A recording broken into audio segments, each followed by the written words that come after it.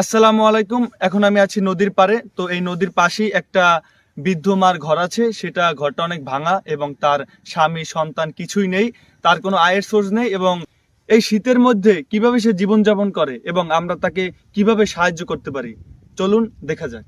ঘরে কেউ আছে? আসসালামু আলাইকুম। হ্যাঁ হ্যাঁ, ওই আপনি একাই থাকেন? হ্যাঁ স্যার।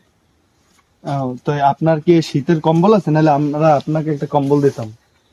আমরা আইসি আর কি। আপনি যে শীতে কি মানে কম্বল আছে, মানে শীতে কি ভুগতেছেন?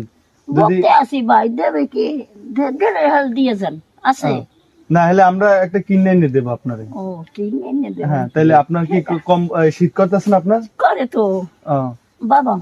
হ্যাঁ আমি খুশি বাবা। ঠিক আছে, এই আমি ওই গদ এইখানে বইটা তাহলে গদ কেমন থাকে বাবা? না না, এই জন্যই আপনারা জিজ্ঞেস করছি।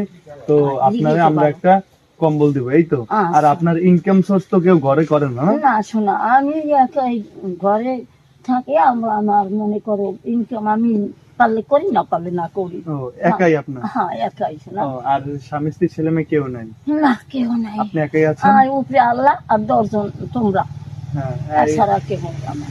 আর আপনার ইনকামের কিছু নাই? না না, এই বাসায় একাই থাকেন আপনি? হ্যাঁ একাই থাকি। তো এই শীতে আপনার একটা যদি আমরা কম্বল দিই আর কিছু দিই, আপনি নিবেন, এই তো? আচ্ছা ঠিক আছে, তাহলে আপনার কষ্ট দিলাম। হ্যাঁ না, তোমরা আরো কষ্ট পাইছো বাবা। না না, ভালো না থাকেন। কষ্ট কিছু না, তোমার বইতে পারি না। ঠিক আছে, অন্য একদিন। না ঠিক আছে, ভালো থাকেন। আচ্ছা।